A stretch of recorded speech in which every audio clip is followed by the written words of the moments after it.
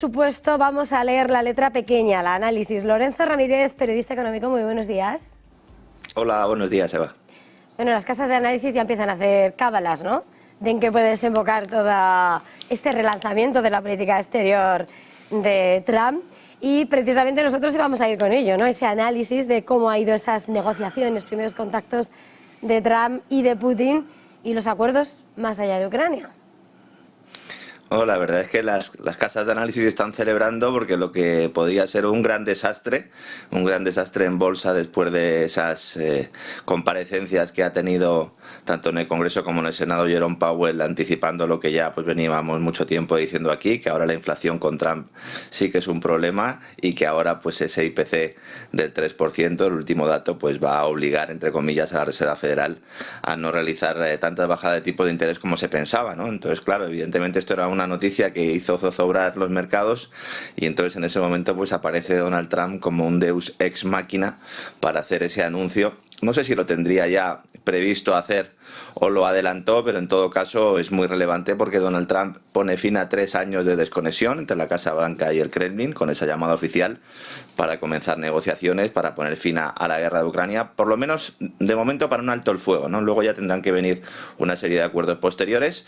Ese proceso que ya se estaba rumiando, que se estaba macerando desde hace semanas, yo creo que prácticamente todos los viernes de las últimas 3 semanas he hablado contigo de esto y de cómo se iba a ir articulando, hemos ido informando, hemos ido analizando, ya habían hablado antes, esto es cierto, ahora Trump anuncia este contacto oficial con una llamada de teléfono de casi 1 hora y media, tras la cual posteriormente llamó a Zelensky para dejarle claro cuál va a ser el guión a partir de ahora, que es un guión de negociación en la que el presidente ucraniano no va a pintar nada, absolutamente nada, tampoco la Unión Europea va a pintar nada, que se va a ver obligada a asumir su papel secundario en la OTAN y sobre todo pues pone sobre la mesa una realidad que algunos llevamos exponiendo desde el primer minuto, ¿no? Que no se trataba de una guerra entre Rusia y Ucrania, sino entre Estados Unidos y Rusia, que en realidad comienza en el 2014 con ese golpe del Maidán y que posteriormente, pues sobre todo gracias a esa acción de la Secretaría de Estado de Biden con Victoria Nuland como número 2, intentando apretar a Zelensky, tampoco le hacía falta mucho, ¿no? Para que pues se pusiera todos los esfuerzos, ¿no? En castigar a esas regiones del Donbass que finalmente pues consiguieron la asistencia rusa. Al final es Europa la gran víctima, además de los soldados que han sido enviados por Kiev a morir al frente, y el pilar económico del viejo continente pues es Alemania, la que se arrebató la alianza de la que dependía su industria, un acuerdo que iba mucho más allá de lo energético con Rusia y que China pretendía emplear como un embrión de la Unión Euroasiática que tanto preocupaba a los estrategas de Washington desde hace décadas. Esto es lo que se estaba dirimiendo en Ucrania, ¿no? El hecho de que Trump deje muy claro, y también lo haya hecho el vicepresidente Vance, que el acuerdo de paz se negociará exclusivamente entre Estados Unidos y Rusia, pues hace que se caiga el velo de una Europa que ahora se queda sola en su ofensiva contra Moscú. Parece que la va a mantener, veremos por cuánto tiempo, porque ya no tiene el respaldo del país que maneja la OTAN en su política suicida de seguir sancionando a su vecino del este, del que depende en buena medida, aunque los intenten convencer de lo contrario. Solo hace falta ver por la cantidad de gas natural licuado que Europa sigue comprando a Rusia, el mayor volumen de su historia, y también la importancia, de la que poco se habla, pero también es relevante, de esos fertilizantes rusos que son importantes para el campo europeo. Una vez descartada la entrada de Ucrania en la OTAN, también lo ha dicho el nuevo secretario de Defensa de Estados Unidos, está por ver si se acelerará la adhesión a la Unión Europea, lo cual va a suponer un gran terremoto en el sistema de ayudas y subvenciones europeas, especialmente en los fondos de cohesión y en la política agrícola común, porque Ucrania tiene un sector primario que no solo va a recibir ingentes cantidades de euros, sino que provocará una alteración del sistema de cuotas, afectando al resto de países productores. Recordemos que cuando se produce la revolución del Maidán, el golpe del Maidán, como queramos denominarlo, pues los industriales, fundamentalmente del este de Europa, que eran los que tenían negocios con Rusia, toman la decisión. Podían haber planteado también, ¿no?, una guerra civil, pero en lugar de eso toman la decisión de refugiarse en esas repúblicas del Donbass, con lo cual la parte este de Ucrania sería, entre comillas, la rica y la parte oeste sería la pobre o la más agrícola. Y esta parte oeste es la que va a entrar si finalmente se produce en la Unión Europea. Esto es lo único que ganaría Kiev, porque el país no va a volver al estatus territorial anterior, no ya al del año 2022, sino ni siquiera al del año 2014, con unos territorios del Donbass que van a seguir bajo la constitución rusa, Crimea también, Zaporilla también y Jersón, además de Kursk, región a la que se obliga al ejército ucraniano a abandonar, afortunadamente, porque estaba siendo la tumba de muchos soldados, algo que también hemos estado aquí exponiendo desde el primer día, ¿no? Lo más grave de todo esto es que esta guerra podía haber durado muy pocos meses. Y una vez establecido un frente que apenas se ha movido en los 3 años de enfrentamiento, yo ya en el verano del año 2022, hay gente que no entendía muy bien y me criticaba por ello, yo decía que la guerra había terminado. Si ustedes cogen un mapa, ven que se ha avanzado muy poco, prácticamente la línea del frente es la que era. Y en ese momento se llega a un acuerdo de paz, en la primavera del año 2022 ya se llega a un acuerdo de paz, Zelensky con Putin, con mediación turca, un pacto que se rompe porque Reino Unido, con Boris Johnson, exige a Zelensky que retractara, y posteriormente Macron y Scholz hacen lo propio. Y esto lo contó el primer ministro israelí Naftali Bennett, el que fue primer ministro israelí, ex ya cuando participó en estas negociaciones, y que luego pues ya lo ha sabido todo el mundo, ¿no? Este acuerdo era infinitamente mejor para Kiev que el que se va a firmar ahora, sin que el régimen de Zelensky tenga voz ni voto. Un Zelensky que además espera recibir algún tipo de inmunidad. Recordemos aquellas grabaciones que se publicaron en las cuales Zelensky promovía determinados atentados terroristas en suelo ruso. Cuidado, porque ahora Zelensky está preocupado por esas grabaciones y él quiere inmunidad y sobre todo una salida adecuada para evitar que su propio pueblo pues le pida cuentas por lo que en algunos círculos ucranianos se considera una traición. No el firmar la paz, sino no haberlo hecho antes y haber mantenido una estrategia suicida que solo ha beneficiado a los que se preparan ahora para saquear el país, o al menos lo que queda de él. Con unos territorios al oeste del río Níper de los que se extraerán recursos naturales, se emplearán como patio trasero de una OTAN cuyos efectivos no serán norteamericanos sino europeos, fundamentalmente franceses. Ya esta mañana estaba diciendo Macron que esta boca es mía, con un número de soldados por determinar, que no van a ser los 200.000 que pide el presidente ucraniano, rondarán como mucho los 40.000, tal como apuntaba hace unas horas el New York Times. Y luego es importante también que además de Ucrania, Trump y Putin han hablado del futuro de las relaciones entre Estados Unidos y Rusia. Esto es infinitamente más importante porque aporta un componente geopolítico en relación sobre todo con Oriente Medio. No en vano, el equipo que se va a encargar de las negociaciones es el enviado especial Keith Kellogg, con un equipo de negociaciones en el que estarán el secretario de Estado Marco Rubio, que la verdad es que aquí pinta poco, a pesar de su cargo, el director de la CIA, John Ratcliffe, el asesor de Seguridad Nacional, Michael Wolff, este es uno de los halcones, y luego el enviado especial de la Casa Blanca para Oriente Medio, Steve Witkoff. Claro, alguno dirá, bueno, ¿y qué hace el enviado especial para Oriente Medio negociando el tema ucraniano? Bueno, pues esto es muy importante porque implica que hay conversaciones para llegar a algún tipo de acuerdo en la región, y respalda la tesis que algunos llevamos también tiempo defendiendo, con bastantes pruebas, sobre todo ahora, de que en la caída del régimen de Al-Assad en Siria tuvo mucho que ver un Putin que ya estaba negociando bajo cuerda con la nueva administración de Estados Unidos. Entonces, ahora está por ver, sobre todo la gran incógnita es cuál va a ser la posición de ambos respecto a Irán. Esa es la gran incógnita de un proceso de paz que de forma tangencial podría también ver modificada su estatus en las relaciones internacionales de Oriente Medio.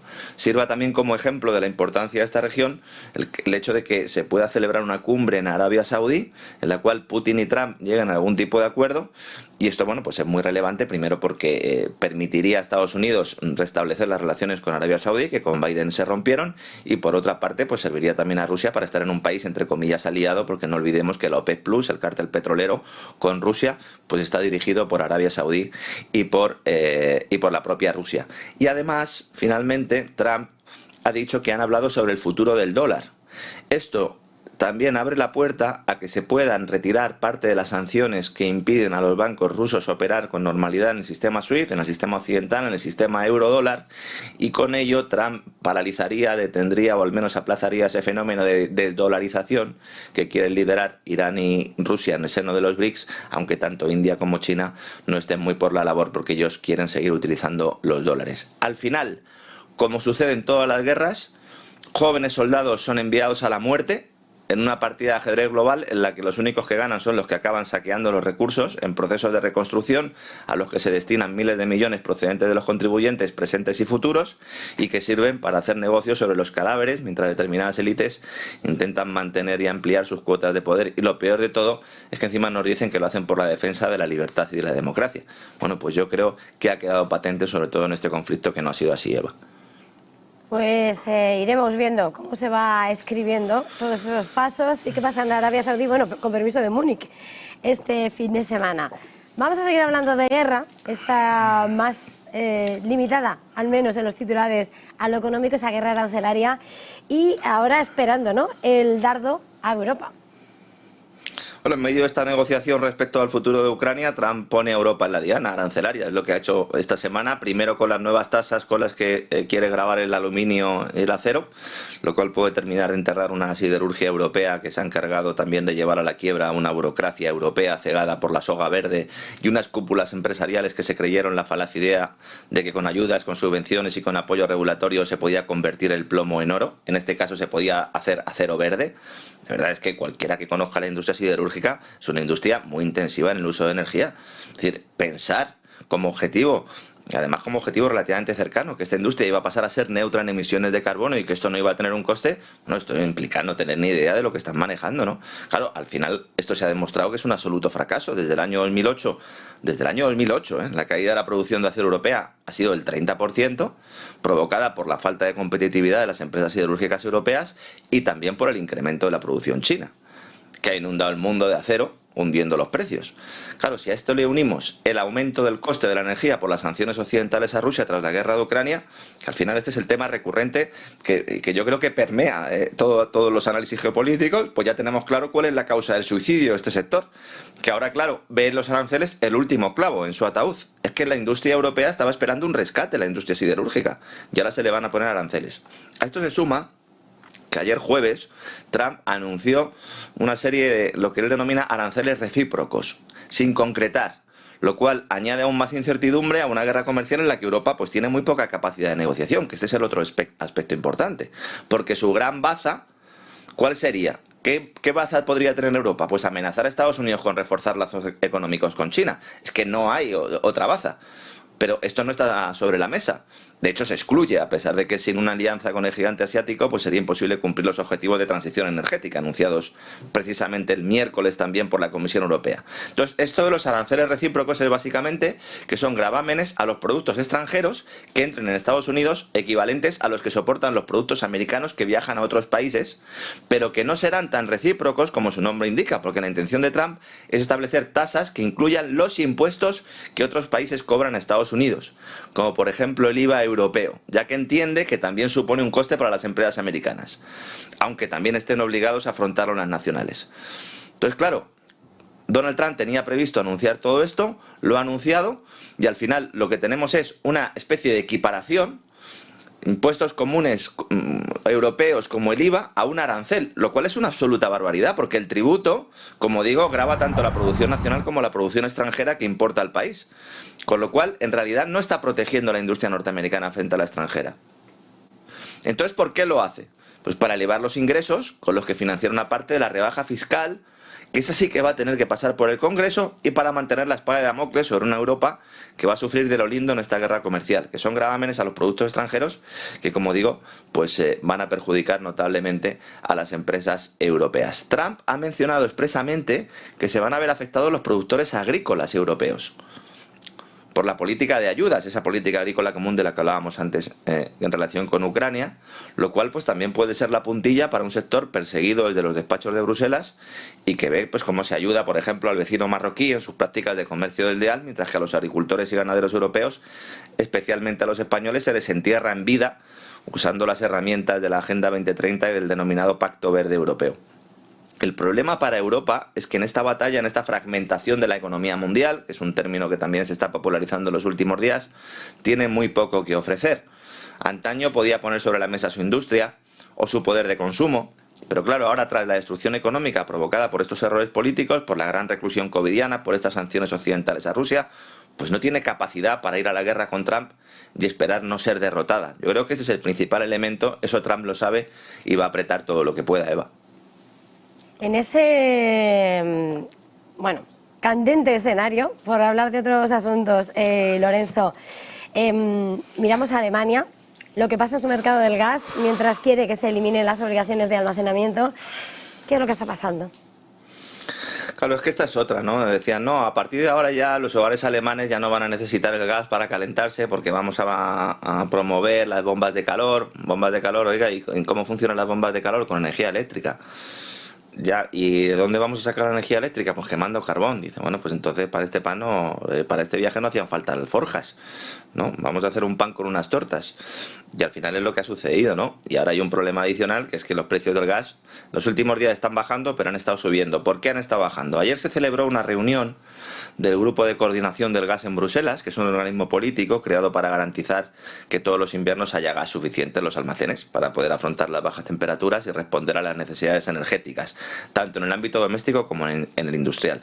Esto antes no era necesario porque estaban el gasoducto Nord Stream 1 y el Nord Stream 2 que se iba a abrir, y porque llegaba también el gas ruso a través de Ucrania, y luego pues había otros gasoductos como el Turk Stream. Entonces, si en algún momento había algún tipo de problema de suministro, porque había un invierno que era muy frío, o porque otras fuentes de energía no podían sustituir, ¿no?, ese gas, pues entonces ¿qué se hacía? Básicamente pues comprar más gas a Rusia a través de estos gasoductos. Una vez que se destruyen esos gasoductos Nord Stream, se diseña un sistema para obligar a los países a mantener un nivel cercano al 90%, de tal manera que el 1 de noviembre siempre los almacenes estuvieran al 90%, con intención de llegar al final del invierno.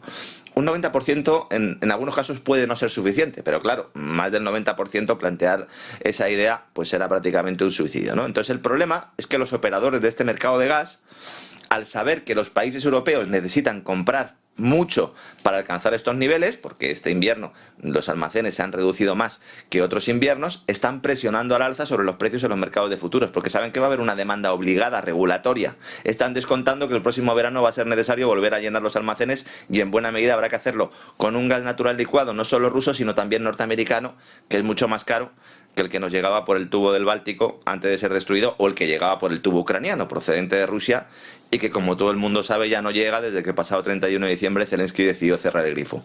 Pues bien, en este contexto se celebra la citada reunión en Bruselas, y entonces los representantes del gobierno alemán piden flexibilidad, es decir, que se elimine ese criterio a la hora de exigir que los países tengan un determinado nivel de almacenaje, lo cual implica que los problemas energéticos europeos no van a desaparecer aunque se alcance un alto el fuego en Ucrania y se puedan revertir parte de las sanciones boomerang, ¿no?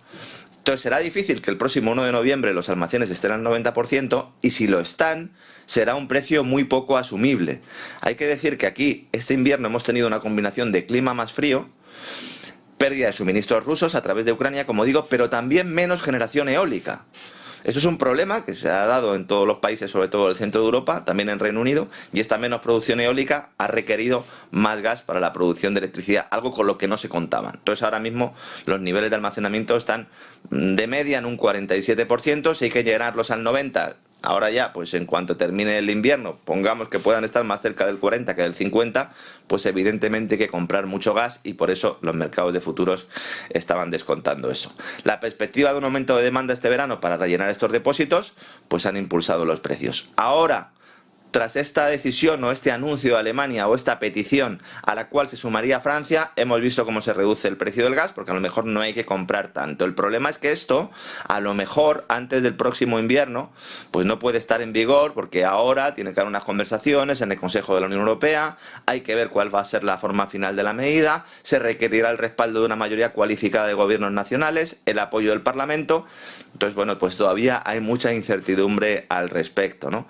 Claro, si se quitan sanciones a Rusia y dentro de este acuerdo de paz, pues también la Unión Europea entra o aprovecha para reducir un poco las sanciones boomerang, pues a lo mejor esta crisis energética no es tan grave como la pintan. De momento la intención es mantener esa potencia sancionadora contra Rusia, y al final pues la pelota está en el tejado de los burócratas europeos, que van a ser los que decidan si podremos o no poner la calefacción el próximo invierno en nuestras casas, Eva.